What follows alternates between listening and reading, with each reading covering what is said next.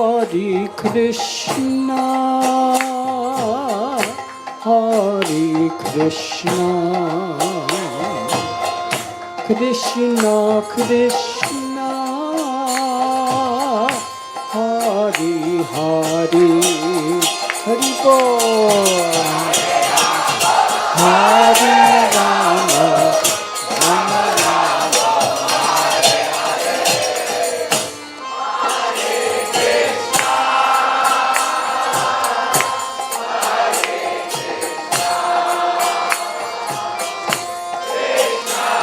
Krishna Krishna, Hare Hare, Hare Rama, Hare Rama, Rama Rama, Hare Hare, Hare Krishna, Hare Krishna.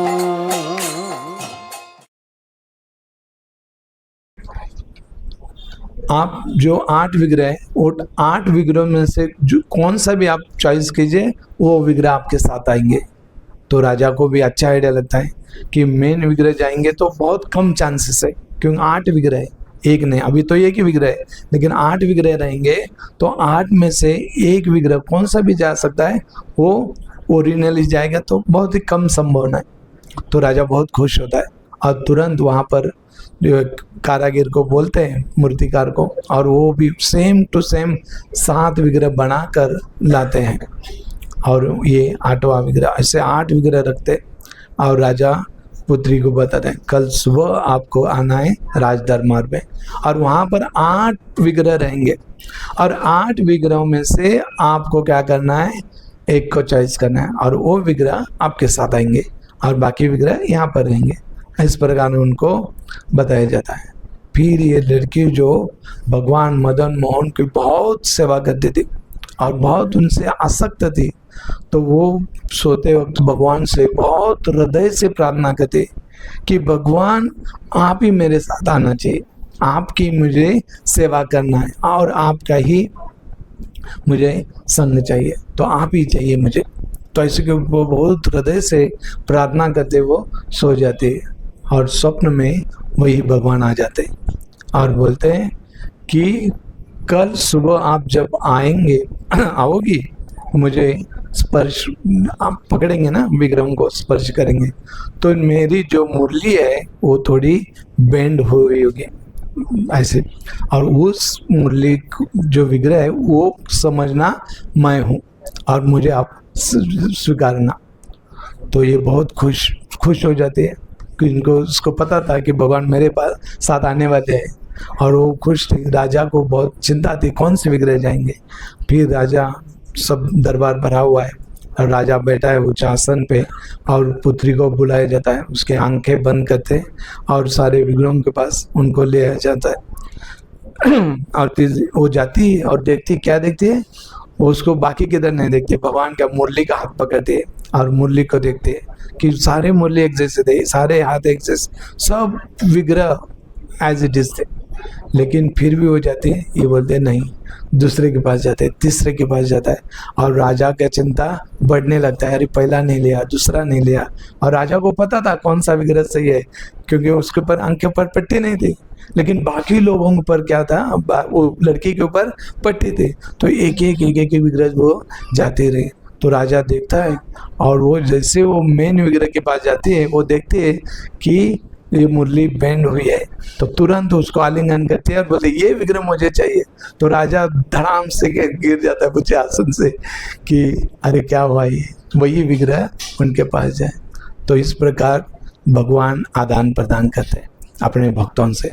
तो ये लड़की से उन्होंने वो आज ही वो विग्रह जयपुर में नहीं मिलेंगे, करौली करके एक गाँव है, वृंदावन और जयपुर के बीच में है, तो वहाँ पर आज भी उन भगवान की पूजा होती है। और आज भी जाएंगे तो बांसुरी है, ऐसे टेढ़ी बांसुरी है, हम देखते हैं ना यहाँ पर सीधी बांसुरी थे भगवान के विग्रहों का, लेकिन आज भी वो लीला का स्मरण करते हुए उनकी बांसुरी आज भी टेढ़ी रखते हैं। तो ये है भगवान कि अपने भक्तों से बहुत प्रेम करते हैं, इसलिए उनको बोला गया है भक्त वत्सल भगवान। ऐसा नहीं कि ज्ञानी वत्सल, कर्मी वत्सल, योगी वत्सल नहीं बोला गया। भगवान को क्या बोला गया है? भक्त वत्सल। तो ये भक्त वत्सल भगवान है। तो इस प्रकार और एक कथा बताऊंगा मैं, उसके बाद शुद्ध बाबू कुछ आपको बताएंगे। तो दूसरी कथा है राधा रमन जी की। राधा रमन जी के कैसे प्राकट्य हुआ। तो अपने एक जो आचार्य षड गोस्वामी, उनमें से एक है गोपाल भट्ट गोस्वामी। तो गोपाल भट्ट गोस्वामी वो गंडकी नदी नेपाल में है। कोई गया वहाँ पर आज भी शालिग्राम शिला मिलते हैं। और वहाँ पर एक दामोदर कुंड करके, आप अगर हाथ में तुलसी लेके जाएंगे और वो दामोदर कुंड में जाएंगे तो अपने आप ये शालिग्राम शिला अपने हाथ में आ जाती है। ऐसे बताया जाता है कि बहुत वो आगे है, बहुत पैदल जाना पड़ता है वहाँ पर। तो दामोदर कुंड है और वहाँ पर ये जाते हैं। और इन्होंने कुछ तुलसी वगैरह नहीं, ऐसे ही वो स्नान कर रहे थे गंडकी नदी में। और जैसे उन्होंने पानी लिया और जो अर्घ अर्पण करते हैं ना, तो देखते हैं कि वो पानी के साथ साथ ये आते शालिग्राम शिला आते। शालिग्राम शिला मतलब स्वयं भगवान। जो गोवर्धन शिला हो, शालिग्राम शिला हो, जैसे हम विग्रह लाते हैं तो उनको प्राण प्रतिष्ठा करनी पड़ती है, लेकिन शालिग्राम शिला हो या गोवर्धन शिला हो, वो स्वयं भगवान है, उनको प्राण प्रतिष्ठा करने की जरूरत नहीं। तो उनके हाथ में शालिग्राम शिला आ जाती है। तो वो देखते हैं, प्रणाम करते हैं और सोचते हैं कि इनकी पूजा करने के लिए मैं योग्य नहीं हूँ, कि भगवान की जो पूजा करना है उसके लिए भी हमें थोड़ा योग्यता बनना चाहिए, थोड़ा नियम वगैरह से है भगवान की पूजा करने के लिए। नाम जप करने के लिए कोई नियम नहीं। हरे कृष्णा कृष्णा कृष्णा हरे हरे, हरे राम। भगवान का नाम जप करने के लिए कोई नियम नहीं, एक ही नियम है। क्या नियम है? वो हर दिन करना है, बस एक ही नियम है। तो ये नाम जप के लिए। लेकिन भगवान के जो अच्छा विग्रह है उनके लिए थोड़े से नियम रहते हैं, कैसी पूजा करना है, क्या करना है, कब उठाना सुलाना मंत्र है। तो इसी प्रकार वो सोचते हैं मैं तो योग्य नहीं हूँ, तो वो क्या करते हैं, उसको पानी में छोड़ देते, फिर उठते हैं, फिर पानी लेते हैं, फिर देखते हैं उनके हाथ में आ जाती है। फिर वो लगता है अरे, फिर सोचते नहीं नहीं मैं तो योग्य नहीं, फिर छोड़ देते। ऐसे कितना बार होता है? 3-4 बार होता है। और जब 5वीं बार आ जाता है तो सोचते हैं कि नहीं ये भगवान की इच्छा, मैं इतनी बार छोड़ रहा हूँ फिर भी भगवान आ रहे, तो ये क्या है? भगवान की इच्छा। इसलिए वो शालिग्राम शिला लेकर आते हैं वृंदावन में। और करीबन 22 शिला उनके पास थी। और वो 22 शिला का क्या करते थे? पूजा अर्चना करते थे। और ऐसे काफ़ी दिन चले जाते हैं। और एक बार वृंदावन में एक व्यापारी आता है और नरसिंह चतुर्थी का दिन था। तो वो सारे लोगों को क्या कर रहा था? भगवान के लिए कपड़े, जो वस्त्र है वो प्रदान कर रहा था। जो अलग अलग आचार्यों के जो विग्रह है, राधा दामोदर, राधा गोविंद जी, और सारे आचार्य विग्रहों को वो कपड़े दे रहा था कि उनको अच्छा से सजाइए, कल नरसिंह चतुर्थी है, उनको अच्छा से क्या कीजिए, सजाई करके। तो उन्होंने सबको कपड़े दिए और उनको पता चला कि आज नरसिंह चतुर्थी है और सारे लोग अच्छे अच्छे कपड़े भगवान को पहना रहे, अच्छा श्रृंगार कर रहे। और मेरे पास तो शालिग्राम शिला है और मेरे पास भी अच्छे विग्रह होते, तो मैं भी उनको अच्छा से श्रृंगार कराता था और उनको सजाता था। ऐसे सोच रहे गोपाल भट्ट गोस्वामी। और ऐसे प्रकार देखते हैं और शालिग्राम भगवान से प्रार्थना करते हैं कि आप नरसिंह भगवान के रूप में खंबे से प्रकट हुए थे। कहाँ से प्रकट हुए? खंबे से प्रकट हुए थे। उसी प्रकार आप इस शालिग्राम से प्रकट होंगे तो मैं आपकी अच्छा से सेवा कर सकता हूँ। तो कोई भौतिकवादी लोग व्यक्ति सोचेगा अरे कैसे संभव है, लेकिन वो संभव हुआ। नरसिंह चतुर्थी के दूसरे दिन ही उनके पास जो एक जो शालिग्राम शिला थे बहुत सारे, उसमें से एक शिला थी दामोदर शिला। वो दामोदर शिला से भगवान राधा रमन जी क्या होते हैं? प्रकट हो जाते। अरे और वो एकमा विग्रह है जो बहुत ही छोटे, तो वो विग्रह को वही वृंदावन में छिपाना आसान हो गया। बाकी सब विग्रह जयपुर चले गए, लेकिन वो मेन विग्रह वहां पर ही है। तो आज भी हम जाएंगे वृंदावन में, ये राधा रमन जी का क्या होता है, बहुत सुंदर दर्शन, बहुत ही छोटे विग्रह लेकिन बहुत इतना अच्छा श्रृंगार करते हैं ना, तो वहां से लोग हिलते ही नहीं, बहुत भीड़ रहते वहां मंदिर में, और हर कोई व्यक्ति भगवान से दर्शन करने के लिए बहुत ही व्याकुल रहता है। तो इस प्रकार भगवान है। तो जो व्यक्ति श्रद्धा से इन लीलाओं को श्रवण करता है और भगवान से ऐसा आदान प्रदान करता है, तो वही व्यक्ति क्या कर सकता है, भगवान के प्रति प्रेम विकसित कर सकता है।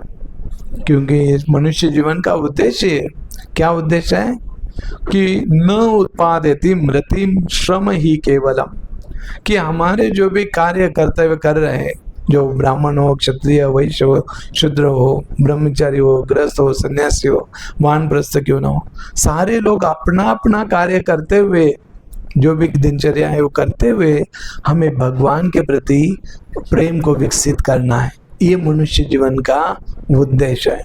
अगर वो भगवान के प्रति हम प्रेम विकसित नहीं कर रहे हैं तो मतलब क्या है, श्रम ही केवलम, खाली श्रम हम कर रहे हैं। जैसे ब्रह्मा जी उदाहरण देते हैं कि जैसे जो क्या बोलते हैं, चावल रहता है, चावल से कूटने के बाद चावल निकाला है, अभी बचा क्या है, भूसा। वो भूसा को कितना भी पीटेंगे तो चावल मिलेगा क्या? हाँ, और चावल की आशा से हम पीटते रहेंगे भूसा को तो नहीं, क्योंकि चावल तो निकला हुआ है। उसी प्रकार हमारे भौतिक जीवन में जो भी कार्य कर रहे, अगर भगवान के प्रति प्रेम विकसित नहीं हो रहा है तो क्या है, केवल श्रम ही केवलम है। इसलिए हमें क्या करना है कि भगवान के प्रति प्रेम विकसित करना है। तुकाराम महाराज कहते हैं, आता तरी पुढे हाची उपदेश, नका करू नाश आयुष्याचा, सकळांच्या पाया माझे दंडवत। संत तुकाराम महाराज इतने जगत गुरु है, लेकिन क्या कर रहे हैं, हमारे सबके चरणों में गिरकर बता रहे कि बाबानो की यही उपदेश है मेरा, क्या, नका करू नाश आयुष्याचा, कि हम देख, हम कहाँ नाश कर रहे आयुष्य का, हम तो बहुत अच्छा से जी रहे, खा रहे पी रहे, नहीं, वो अगर हम भगवान की सेवा करेंगे, भगवान के भक्ति न करते हुए करेंगे तो आयुष्य का नाश है। आप भले ही कितना भी गाड़ियां लीजिए, बंगला बनाइए, सब चीजें कीजिए, लेकिन अगर आपके जीवन में भगवान नहीं है तो उसका कुछ लाभ नहीं है, क्योंकि वो क्षण में क्या होगा, सब नष्ट हो जाएगा। इसलिए हमें क्या करना है, सारी चीजें करना है। ऐसा नहीं कि हमें घर नहीं चाहिए, बंगला नहीं चाहिए, गाड़ी, वो सब लेना है, लेकिन साथ में क्या चाहिए, एक, जैसे प्रभुपाद जी उदाहरण देते हैं कि हम जीवन में कितने भी सारी चीजें करेंगे, एक एक शून्य की तरह अलग अलग, कितना भी हम शून्य बनाएंगे तो उसका वैल्यू क्या बनेगी, लास्ट में शून्य ही बनेगी। लेकिन अगर हम उस शून्य से पहले एक को रखेंगे, एक मतलब कृष्ण को, तो एक रखेंगे और एक शून्य आएगा तो क्या होगा, 10, उसके बाद और एक शुरू किया तो क्या होगा, 100 बन जाए। यानी जैसे शून्य बढ़ते जाएंगे वैल्यू बढ़ती जाएगी। अगर एक नहीं है, कृष्ण नहीं है, तो हम कितने भी जोरों कमाएं उसका कुछ भी वैल्यू नहीं होगा। इसलिए हमें क्या करना है कि ये एक कौन है, कृष्ण को हमारे जीवन में लाना है। और देखते हैं आज हम कि सारे जगत में प्रभुपाद जी ने क्या किया, कृष्ण का नाम दिया, और आज सारे जग एक साथ क्या कर रहा है, हरे कृष्णा कृष्णा कृष्णा हरे हरे, हरे राम राम राम।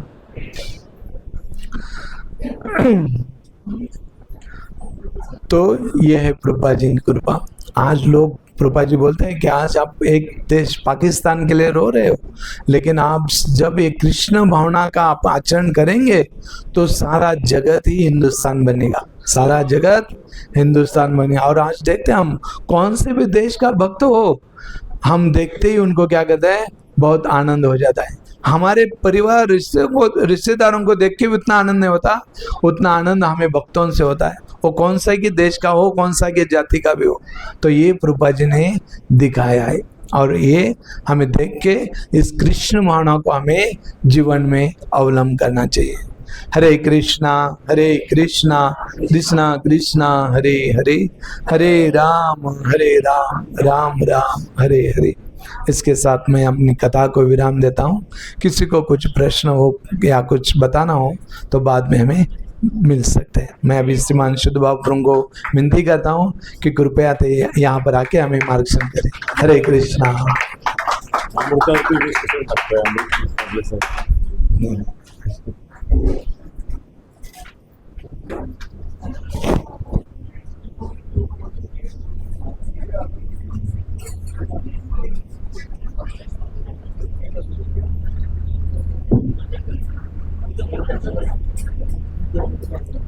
हरे कृष्णा। कृष्ण कथा म्हणजे मराठी सॉरी कृष्ण कथा मतलब है अमृत। और प्रभु जी इतना सुंदर कृष्ण करणामृत पिला रहे थे कानों के द्वारा, और उसको मैंने रुकावट डाली, तो माफ़ी चाहता हूँ। लेकिन आज का दिन जो है राधा रमन जी का हमारे लिए वर्धापन दिन समझो या प्राकट्य दिन समझो। 1 साल पहले भगवान यहाँ पे प्रकट हो गए थे, और 1 साल नरसिंह चतुर्दशी के समय, और भगवान ने बहुत सारे भक्तों को 1 साल के अंदर पक्का विश्वास दिलाया भक्ति में क्या सुख है, भौतिक जगत का सुख और आध्यात्मिक जगत का सुख, इसमें अंतर क्या है, और मेरे चरणों की प्राप्ति कैसे हो सकती है। बराबर है।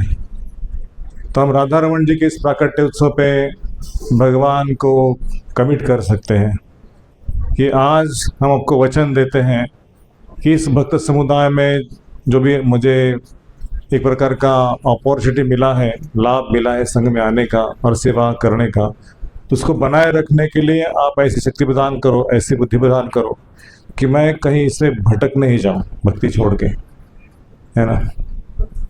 तो मैं मंगलाचरण करके 5 मिनट बोलता हूँ। ओम अज्ञानतिमिरान्धस्य ज्ञानाञ्जनशलाकया चक्षुरुन्मिलितां येन तस्मै श्रीगुरवे नमः। श्रीचैतन्यमनोभीष्टं स्थापितं येन भूतले स्वयं रूपा कदा मह्यं ददाति स्वपदान्तिकं।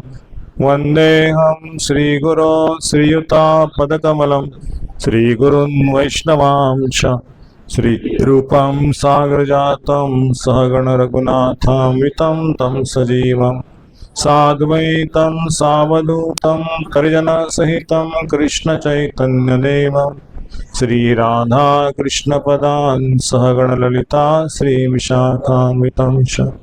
नमः ॐ विष्णुपदाय कृष्णप्रेष्ठाय भूतले श्रीमते भक्तिवेदांत स्वामी इति नामिने। नमस्ते सारस्वती देवे गौरवाणी प्रचारिणे निर्विशेष शून्यवादी पाश्चात्य देशतारिणे। वाञ्छाकल्पतरुभ्यश्च कृपा सिन्धुभ्येव च पतितानां पावनेभ्यो वैष्णवेभ्यो नमो नमः। नमो महावदन्याय कृष्ण प्रेम प्रदायते कृष्णाय कृष्ण चैतन्य नामिने गौरत्विषे नमः। हे कृष्ण करुणा सिंधु दीनबंधु जगत्पते गोपेश गोपिका कांत राधा कांत नमोस्तुते। तप्त कांचन गौरांगी श्री राधे वृंदावनेश्वरी वृषभानुसुते देवी प्रणमामि हरिप्रिये।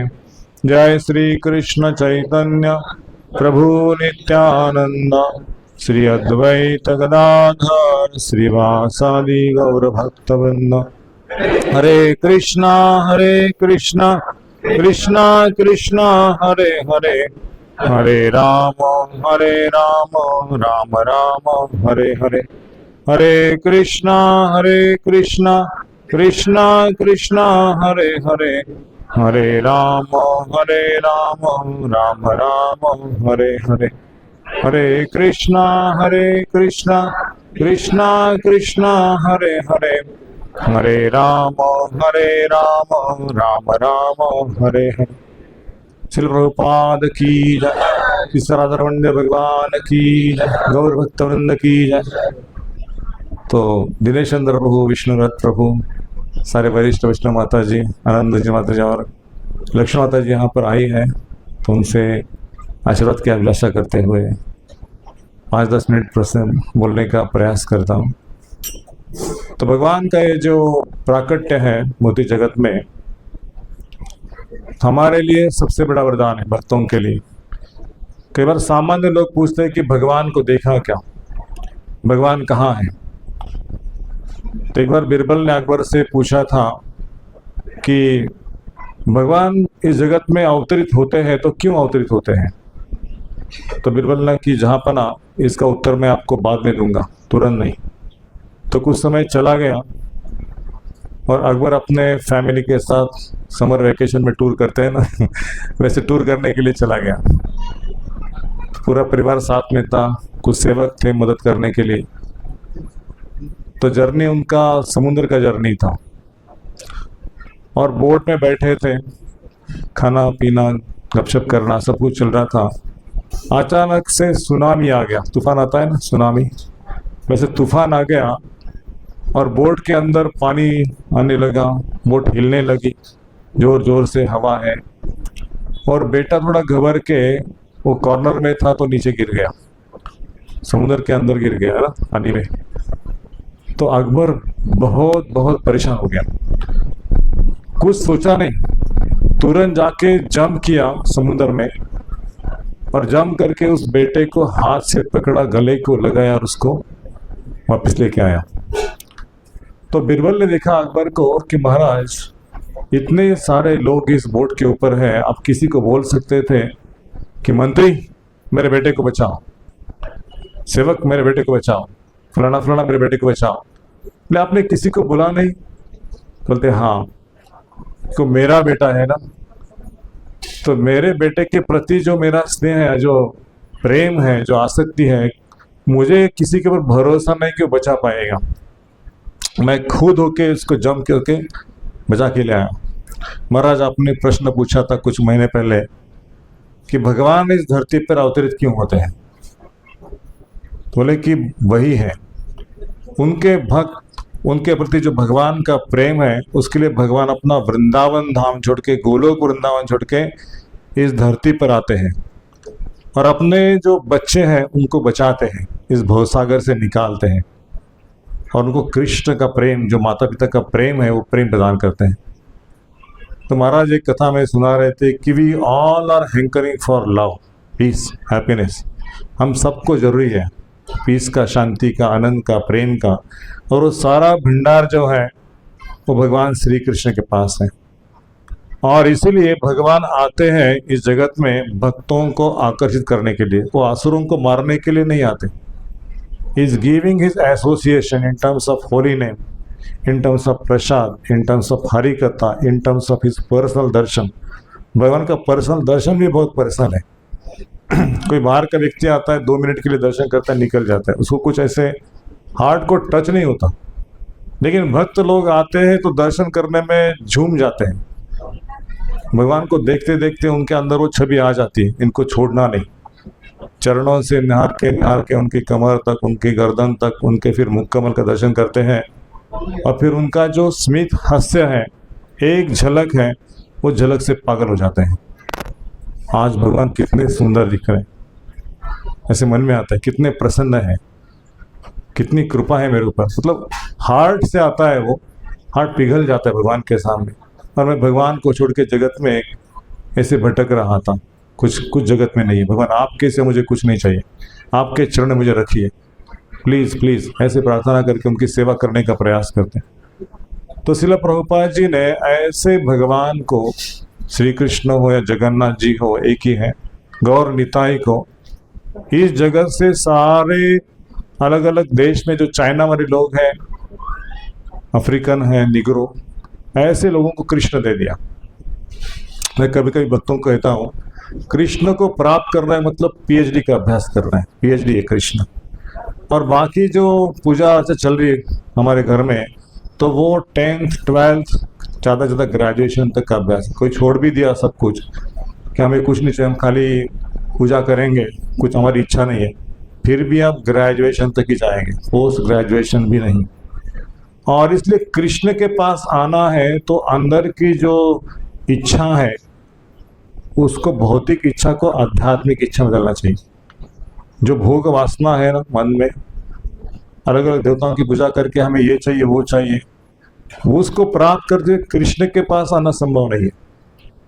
कृष्ण के पास आने के लिए मुझे कुछ नहीं चाहिए, मुझे सिर्फ कृष्ण चाहिए। अन्नाभिलाषता शून्यम ज्ञान कर्मा ध्यानावृतम अनुकूलेन अनुशीलनम कृष्ण अनुशीलनम। तो भगवान के इच्छा के अनुसार जो इच्छा अनुसरण करता है वही कृष्ण को प्राप्त होगा। एक बार एक गांव में एक व्यक्ति ने पूछा, अरे आप इतना जप तप करते हो, भगवान को देखा है क्या?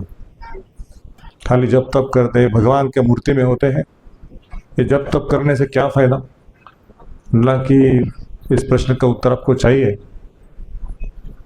बोले कि आपने गांव के कुत्तों को देखा है क्या? बोले हाँ, कुत्ते तो देखे हमने बहुत। तो गांव में जब चोर आता है तो कौन भुगता है? पहले एक कुत्ता भुगता है, उस कुत्ते ने उस चोर को देखा है, उसके बाद दूसरा कुत्ता, फिर तीसरा कुत्ता, चोर वो देखा नहीं है, वो भूख रहा है इसलिए वो भूख रहा है, वो भूख रहा है इसलिए वो भूख रहा है। ऐसे सब मिलके भूखते जोर जोर से, वो कुत्ते का आवाज सुन के चोर भाग जाता है है ना। तो बाकी कुत्ते ने देखा नहीं, लेकिन एक ने देखा है। गांव में कोई बिना पहचान का व्यक्ति आया, तो वो व्यक्ति समझा रहा था कि एक व्यक्ति ने चोर को देखा है तो बाकी भी भूख रहे हैं ना। तो हमारे संत लोग जो है ना वो भगवान को रोज देखते हैं, और संत लोग चैंटिंग करते हैं हरे कृष्णा कृष्णा कृष्णा हरे हरे, हरे राम राम राम हरे हरे। और वो चैंटिंग करते, उसके बाद हम जब चैंटिंग करते हैं हमें कृष्ण का एहसास उनके नाम से होता है। कृष्ण है, कली काले नाम रूप रे कृष्ण अवतार। भगवान अपने नाम के रूप में आए हैं प्रेम देने के लिए। यदि कोई कितना ही व्यक्ति पापी हो, भागवत में कहा है कि अभीर शुंभ यवन खस, खस मतलब इतना नीच व्यक्ति, यदि वो भी भगवान श्री कृष्ण के सेवा में करता है कुछ अर्पण, तो उसको कृष्ण की प्राप्ति हो जाती है। एक व्यक्ति, प्रहलाद महाराज का जन्म कैसे था? प्रहलाद महाराज सतयुग से पहले ऐसे दासी के पुत्र में जन्म लिए थे, और किसी गांव में चलते चलते रुक गए थे, और वहां विष्णु का मंदिर था। विष्णु के मंदिर में एक नाइट उन्होंने वहां निकाली और थोड़ा मंदिर मार्जन किया, सो गए मंदिर में और थोड़ा मार्जन किया मंदिर का। और उसके पश्चात उनको कृष्ण के भक्तों का सानिध्य प्राप्त हुआ, और भगवान की शुद्ध भक्ति नारद जी से प्राप्त हुई। तो केवल क्षण मात्र संग, प्रभु जी कह रहे थे साधु संग सर्वशास्त्र कहे, लव मात्र साधु संग सर्वसिद्धि। भगवान आपके तरफ नहीं आएंगे खुद होके, भगवान किसी व्यक्ति को हमारी सेवा को देख के भेज देंगे कि इसके जीवन में जाओ और उसको मेरे से जोड़ दो या मेरी सेवा दे दो उसको। तो कृष्ण की कृपा भक्तों के द्वारा आती। कृष्ण गीता में कहते हैं कि मैं मेरे भक्तों के हृदय निवास करता हूँ। साधु हृदयम मह्यम, साधु के हृदय में वास करता हूँ, और मेरे हृदय में साधु निवास करते हैं। मैं साधु के बिना किसी को जानता नहीं, और वो साधु मेरे बिना किसी को जानता नहीं। नाहम तेभ्यो गरामि। भगवान अपने भक्तों के इतने ऊपर क्यों भरोसा है? जैसे किसी व्यक्ति को पुत्र है, पुत्र एकदम आज्ञाकारी है, भले उसकी प्रॉपर्टी मालूम है, इधर 50 एकड़ है, इधर 40 एकड़ है, उधर 2 फ्लैट है, इधर 1 फ्लैट है, लेकिन उस बच्चे को पिताजी सब कुछ बता देंगे किधर किधर क्या क्यों। उसको मालूम है इसको कुछ नहीं चाहिए, पिताजी का सेवा चाहिए।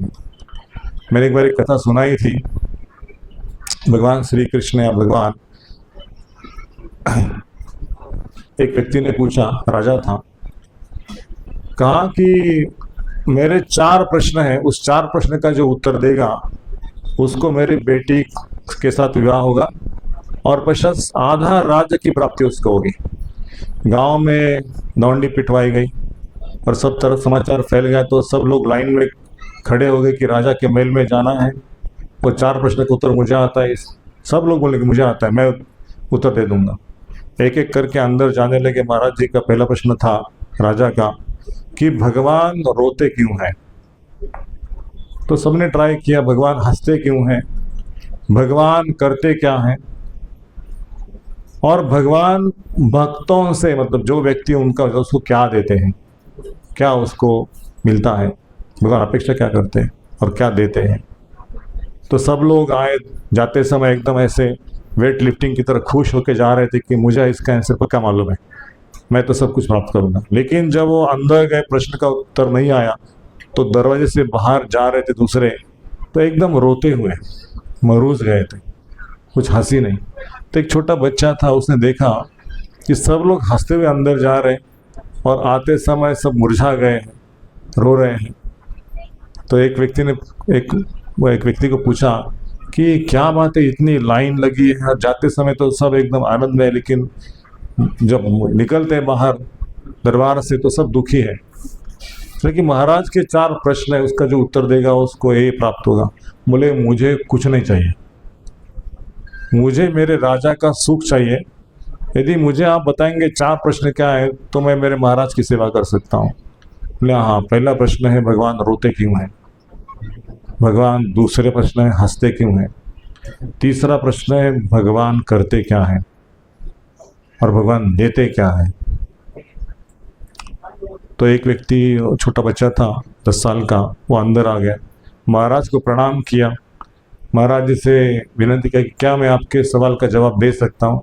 महाराज ने कहा कि जरूर। बोले आपका पहला प्रश्न का उत्तर है भगवान रोते क्यों हैं।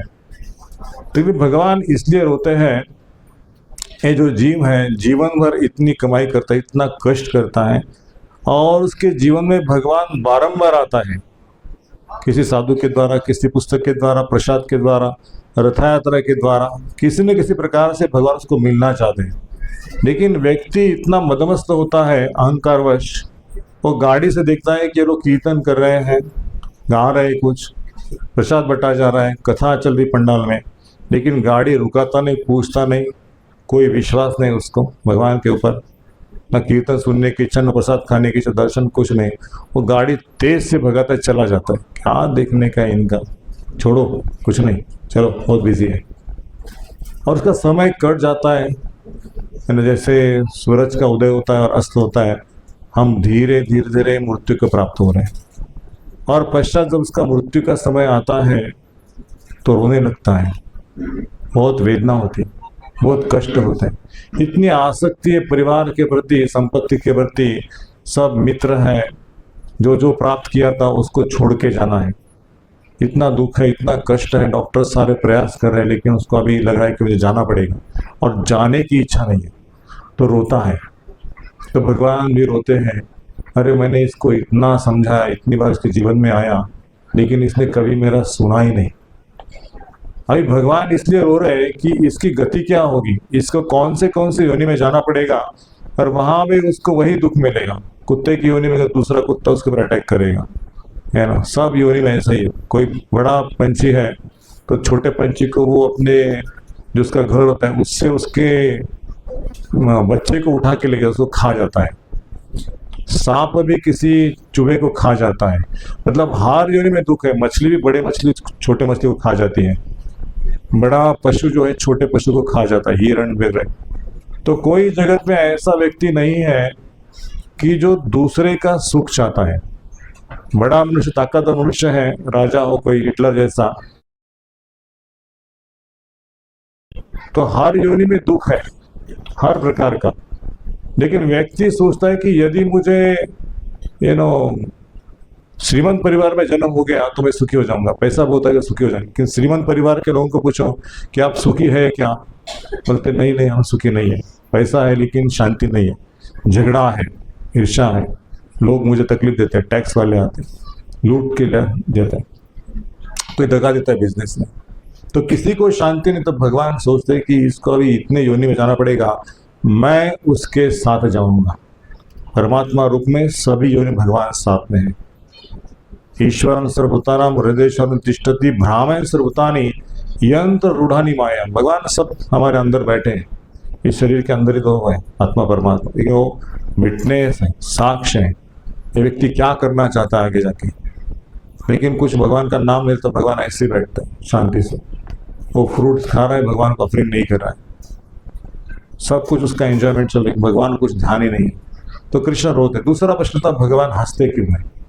बोले भगवान हंसते इसलिए है कि जब छोटा बच्चा था तब रो रहा था, बड़ा हो गया थोड़ा, उसके बाद पैसा कमाने लगा, घर किया, गाड़ी किया, बच्चे का शादी किया और तरह तरह के दुकान प्लॉट बीट सब खरीद गया, बोलता है मैंने किया, बच्चे का शादी मैंने किया, घर मैंने बनाया, ऑफिस मैंने खोला, कंपनी मैंने खोला, बिजनेस का टर्नओवर मैंने किया, बच्चे के लिए सब कुछ फैसिलिटी मैंने प्रदान किया। से मैं करके भगवान को श्रेय देता नहीं है। भगवान तो अच्छा आपने किया, थोड़ा हिलाते उसकी खुर्ची को, है ना, बिजनेस को हिलाते तो नीचे आ जाता है लॉस, तो ऐसा क्यों हो गया, वैसा क्यों हो गया, दुखी होता है, फिर थोड़ा बिजनेस बढ़ गया फिर हंसता है। तो ये जो उसका श्रेय लेने का भावना है कि ये सब मैंने किया, तो भगवान हंसते इसलिए कि प्रकृति क्रियामाणांनी गुणे कर्माणि सर्वशः अहंकार विमूढ़ात्मा कर्ता मिति मन्यते। अरे वास्तव में मैं सब कुछ करके दे रहा हूँ, आपकी बुद्धि मैं चलाता हूँ, आपको ऑफिस में लेके जाना, घर में वापस लेके आना, आपके बच्चे के बारे में सोचना, आपके पत्नी के बारे में सोचना, आपके माता पिता के बारे में सोचना, मैं सब कुछ सोचता हूँ, सब फैसिलिटी प्रदान करता हूँ, लेकिन ये मेरे बारे में कभी सोचते कृष्ण ने दिया, कृष्ण ने दिया। लेकिन भक्त लोग क्या है, सब कृष्ण चला रहे संसार को। एक चींटी को भी उसका अनाज मिल रहा है, शक्कर का दाना, अरे हाथी को भी उसका टन भर खाना मिल रहा है, लेकिन कभी भगवान को अर्पण नहीं करते, समय नहीं है या बुद्धि नहीं, जो भी है भगवान का अर्पण नहीं। तीसरा वो बोलते हैं कि ये सारे जीव दुखी हैं तो उसका सुखी होने का इलाज क्या है, भगवान करते क्या है? बोले हाँ, भगवान एक ही चीज चाहते हैं कि सभी जीव एक दूसरे से प्रेम से आदान प्रदान करें, प्रेम करें। मैं सब कुछ प्रदान करने के लिए तैयार हूँ, लेकिन बोले जीव का प्रॉब्लम क्या है, जीव एक दूसरे से प्रेम क्यों नहीं करता? बोले जीव के अंदर 3 प्रॉब्लम है। क्या है? कंपैरिजन, क्रिटिसिज्म और कंपटीशन। एक दूसरे से कंपटीशन करना, मेरा इतना घर है, उसका उतना घर है, तो उससे डबल लेना, उसकी ये गाड़ी मेरी ये गाड़ी होनी चाहिए। एनवी है, प्राइड है, अहंकार है, बोले ये सब छोड़ दिया ना तो उसको मैं सब कुछ प्रदान करूंगा, भौतिक जगत का सुख, अध्यात्म सब कुछ प्रदान करूंगा, लेकिन वो छोड़ने के लिए तैयार, उसका विश्वास नहीं कृष्ण दे सकते हैं। वो तो कहानी याद आ रही मुझे, लेकिन वो अभी समय नहीं है। चौथा प्रश्न था कि भगवान करते क्या है।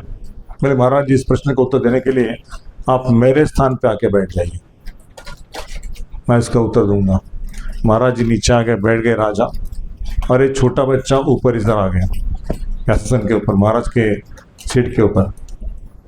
बोले इस प्रश्न का उत्तर यही है महाराज कि भगवान जो है अमीर व्यक्ति को भिखारी बनाते, गरीब बनाते, और गरीब व्यक्ति को अमीर बनाते हैं। जब हमारे अंदर प्राइड हो जाता है, हम भगवान को ललकारते हैं, जैसे रावण ने, कंस ने, अलग लोगों ने भगवान को ललकारा, कृष्ण को मारने की इच्छा की, राम को मारने की इच्छा की, तो भगवान ने उसको चकनाचूर कर दिया। वैसे जब प्राइड आ जाता, अहंकार आता है, गाय को मारते, ब्राह्मण को मारते, मूर्ति को मानते नहीं, सबको तकलीफ देते, तो भगवान उसको ऊपर से नीचे उठा के फेंक देते हैं। तो यही करते भगवान। क्या करते भगवान? भगवान यही करते। राजा इतना खुश हो गया, इतना खुश हो गया, बोले मैं आपको क्या दे सकता हूँ, मेरी बेटी तो दे नहीं सकता, लेकिन मेरा पुत्र के रूप में मेरे घर में आप निवास करो, सारी प्रॉपर्टी आपकी, मेरा पुत्र के रूप में राजकुमार बना दिया उसको। हरि बोल। तो ये भगवान का है कि जो आज्ञाकारी पुत्र बनेगा तो भगवान की प्रॉपर्टी उसकी प्रॉपर्टी, कोई प्रॉपर्टी भगवान से मांगने की जरूरत नहीं है, भगवान ही हमारे हो जाते हैं। हम भगवान को क्या मांगने जा रहे हैं? भगवान की प्रॉपर्टी, और भगवान को नहीं मांग रहे। लेकिन भगवान वैकुंठ अधिपति है। यदि आपको वैकुंठ का सुख मिल गया, जो भगवान सुख भोग रहे हैं, तो भौतिक जगत में कुछ एक मकान दे दो, एक दुकान दे दो, खाना पीने के लिए बड़ा होटल में कुछ दे दो, कोई मांगेगा? यदि वैकुंठ का टिकट मिल गया तो। इसलिए भगवान चाहते हैं कि इस भौतिक जगत का सुख मांगो मत। कुंती महारानी ने अपने भागवतम के प्रेयर्स में भगवान को क्या मांगा? विपदा संतुता शाश्वत तत्र तत्र जगद्गुरु भवतो दर्शनम यस्यात् पुनर्भव दर्शनम। कृष्ण मुझे जगत का सुख नहीं चाहिए, आप मुझे दुख दे दो, संकट दे दो, ऐसी जो विपदाएं हैं मेरे ऊपर बार बार आए। हम मांगेंगे ऐसा भगवान को, कृष्ण मेरे ऊपर ऐसे संकट आने दो, I am ready to face. Draupadi के जीवन में संकट आए, द्रौपदी ने क्या बोला? कृष्ण बोले अश्वत्थामा को मार दो, अश्वत्थामा को छोड़ना नहीं। अर्जुन जाओ अश्वत्थामा को, भीम जाओ, बोले उसको तो मैं चकनाचूर कर दूंगा, उसको छोड़ूंगा नहीं। लेकिन भगवान ने वादा किया तो उसको मारना है। द्रौपदी बोलते कि मत मारो, अश्वत्थामा उसको छोड़ दो, अश्वत्थामा को छोड़ दो। अर्जुन, भीम, नकुल, अर्जुन, युधिष्ठिर सब छोड़ दो, उसको मत दे दो। मुझे जो कष्ट हुआ है उसकी माता को उस प्रकार का दुख हुआ, इसलिए उसको मत छेड़ो, गलती हो गई उसको माफ करो। कृष्ण तो क्या मेरी भक्त है, कितना हृदय उसका कोमल है, उसके हृदय में थोड़ी ईर्ष्या ने उसके बच्चे को मार दिया, 5 पुत्रों की हत्या की है, आग से जलना चाहिए।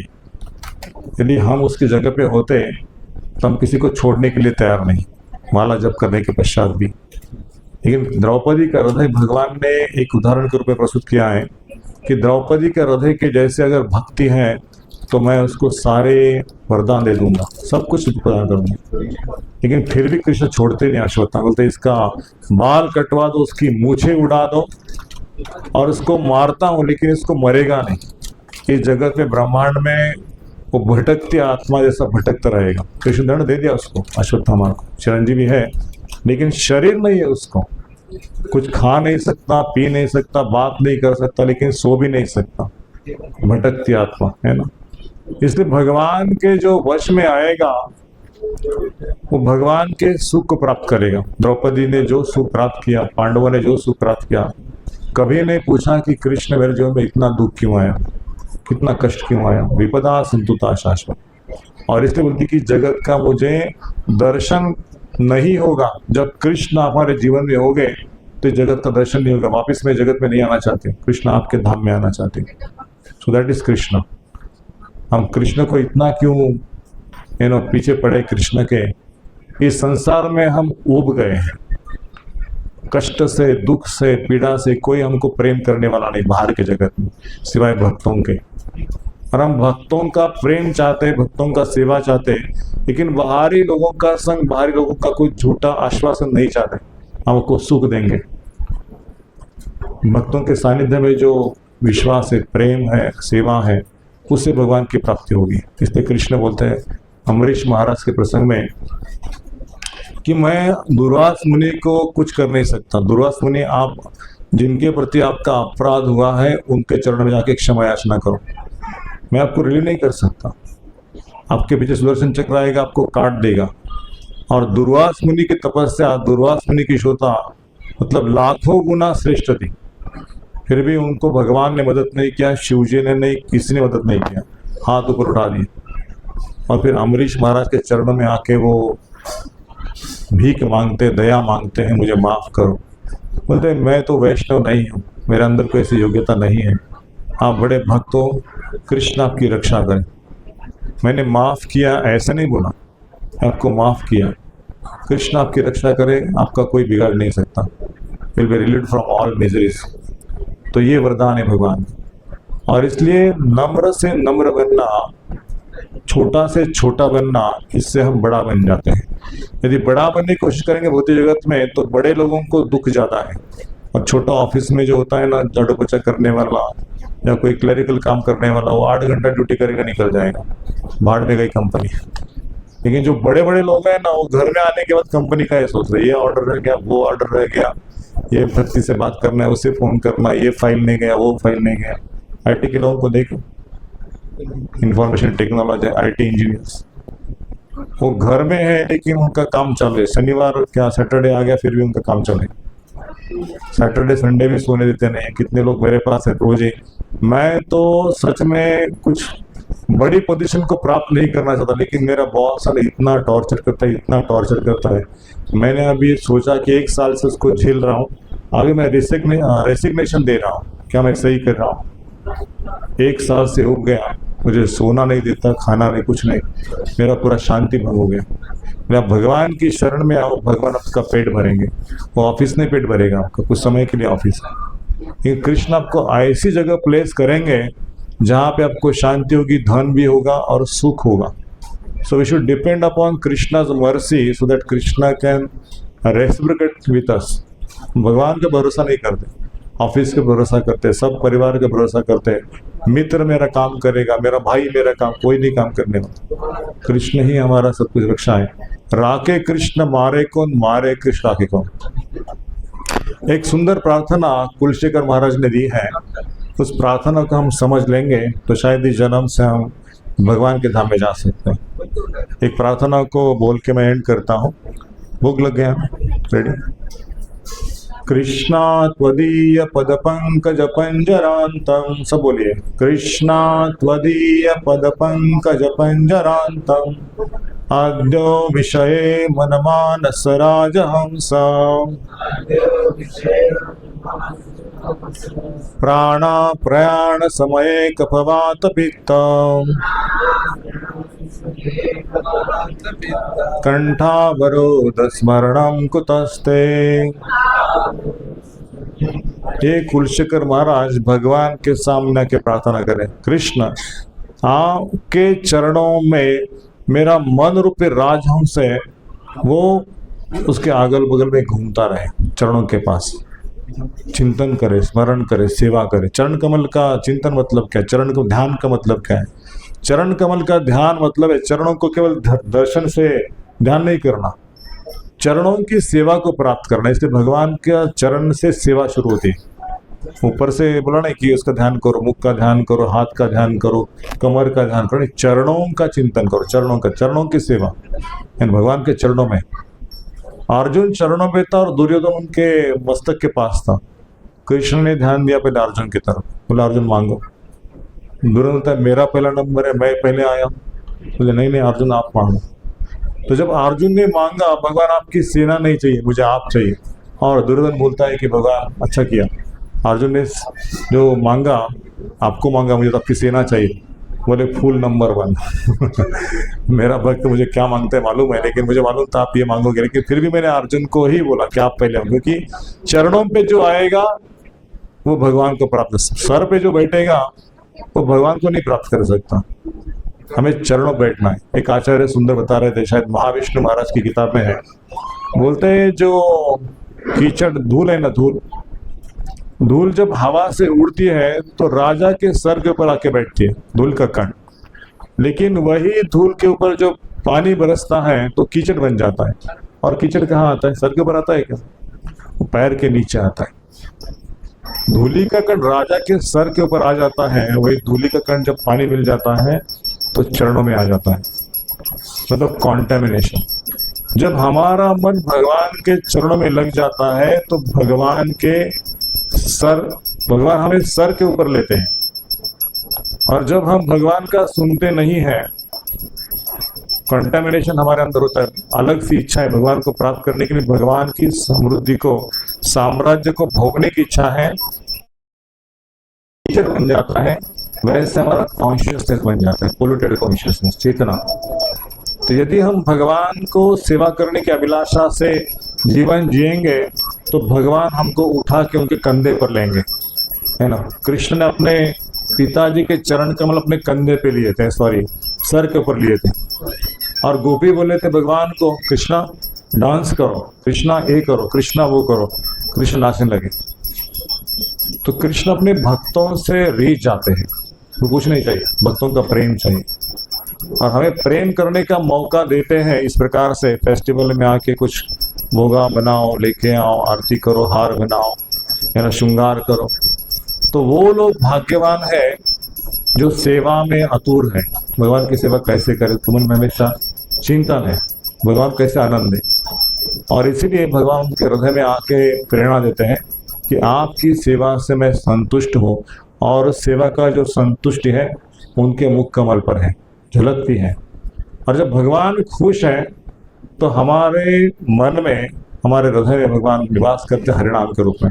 हरे कृष्णा कृष्णा कृष्णा हरे हरे, हरे राम राम राम हरे हरे। इसलिए कई भक्तों को भगवान ने ज्यादा इंपॉर्टेंस नहीं दिया, लेकिन हनुमान जी को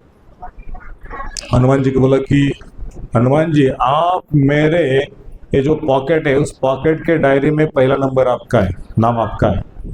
बाकी सब भक्तों का डायरी में नाम है, दूसरी डायरी जो बड़ी डायरी है उसमें बहुत सारे भक्तों का नाम है, लेकिन भगवान मेरा डायरी में नाम क्यों नहीं? बोले आपका डायरी इधर है, इधर मेरा डायरी है ना, फर्स्ट पेज पे आपका नाम है।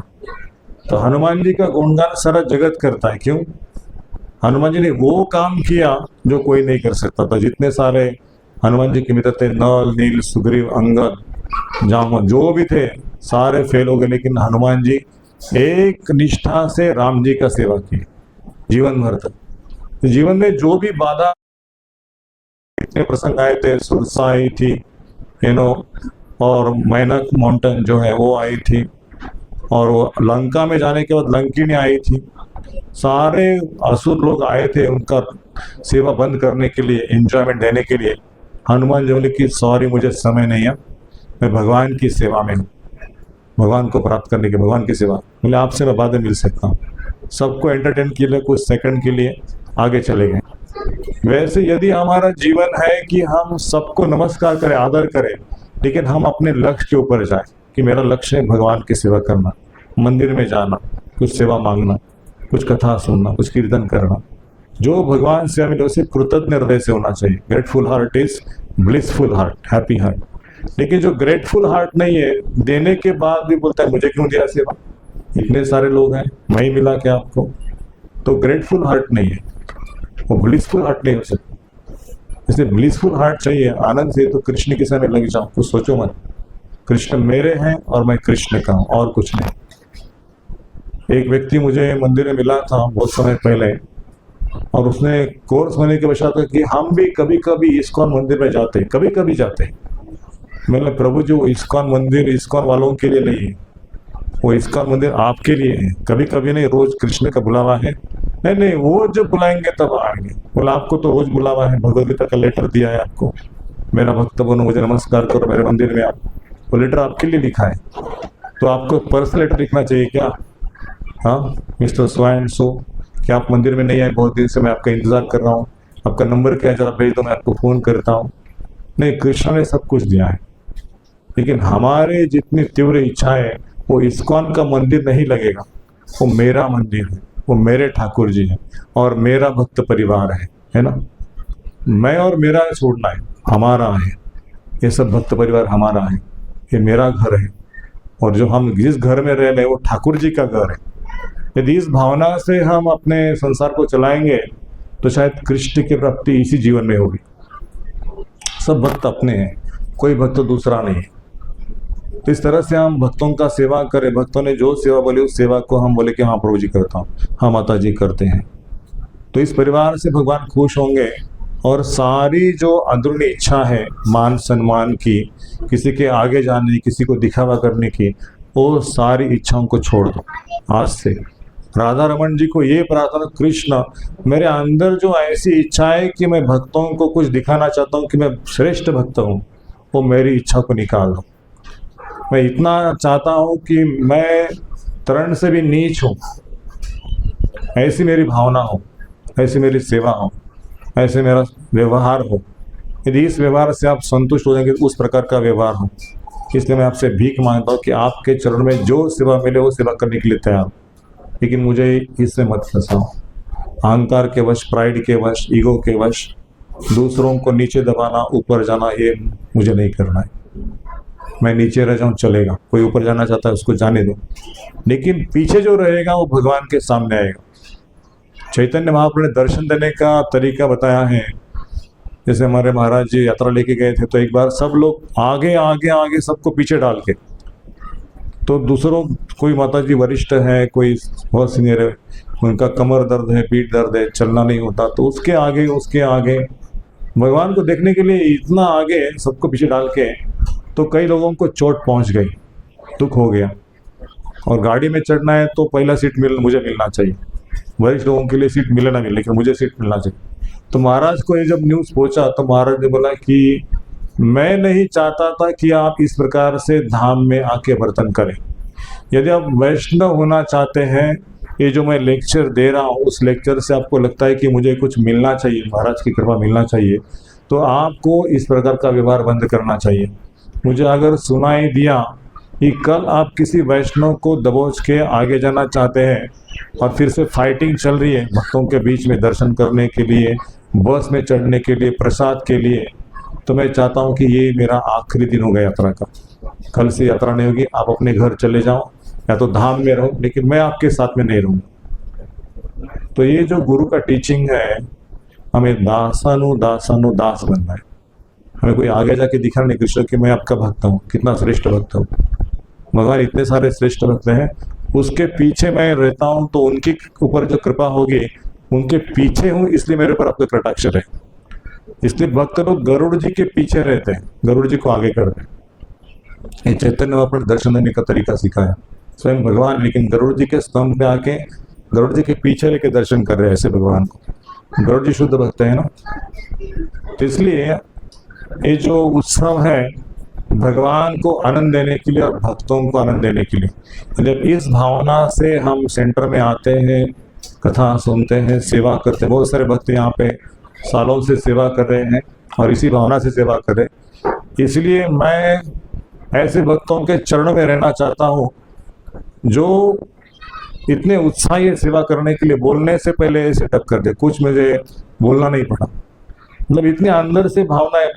मैंने कोई बोला नहीं ऐसा डेकोरेशन करो, ऐसा भोग बनाओ, स्वयं उन्होंने सब भक्तों को इकट्ठा करके प्रेरणा देके आज किचन का भी उन्होंने ही सोचा था, किचन का उद्घाटन करेंगे। आज भगवान का बर्थडे है तो किचन सेटअप करेंगे। प्रभु जी आप तैयार है क्या? पहला मैं तैयार हूँ, मैं कुकिंग के लिए आता हूँ, आप सब इंग्रेडिएंट्स ला के रखना और मैं आरती करके कुकिंग सिखाता हूँ आपको। तो मुझे बहुत खुशी हो गई। ये सब भक्त लोग भगवान का सेवा और भक्तों का सेवा करने के लिए किचन चाहते हैं। तो हमारे राधा रमन जी का प्लान हो गया किचन भरने का, तो ऊपर किचन बनने जा रहा है, इसके ऊपर। हरि बोल। तो भगवान चाहते कि भक्तों के द्वारा बनाया हुआ भोग मुझे लगे मेरे प्लेट में। इसलिए आप सब लोग इसी उत्साह के साथ सालों साल भगवान को यही प्रार्थना करो, मेरा उत्साह कम न हो, आगे बढ़ता जाऊं। कल फेस्टिवल में उत्साह नहीं है, लेकिन हर सैटरडे में हमें उत्साह दिखाना चाहिए। उत्साह निश्चय धैर्य तत्त कर्म प्रवर्तनात् संग त्याग सुतवृत्ति षड्वीर भक्ति प्रसिद्धि। इसके साथ मैं विराम देना चाहता हूँ। आप इतनी संख्या में आए हैं एक दूसरे को प्रेरणा देने के लिए, और भगवान आपके ऊपर कृपा वर्षाव करें।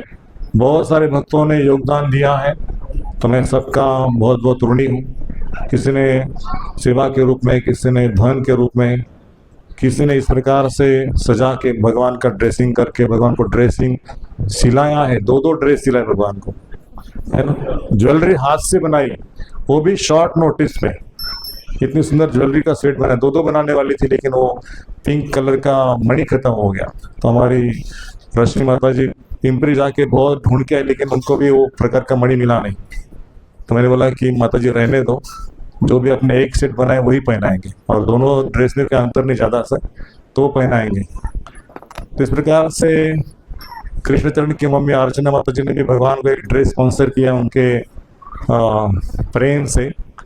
हमने चाहा कि वो ड्रेस पहनाएंगे आज भगवान को, तो वही ड्रेस पहनाया है। माता जी का बहुत बहुत धन्यवाद। तो ऐसा प्रेम है, हम नज़दीक नहीं है, लेकिन सेवा से भगवान के नज़दीक आ जाते हैं। कोई योग्यता नहीं, लेकिन भगवान बोलते कि मेरा भक्त सेवा कर रहे, तो भगवान ने कपड़ा पहना है, भगवान साक्षात कपड़ा पहनते हैं हमारे भक्तों के द्वारा सिला। तो प्रभुपाद जी का धन्यवाद देना चाहता हूँ कि सबको प्रभुपाद अपने चरणों में सेवा प्रदान करें और ठाकुर जी का आशीर्वाद प्रदान करें।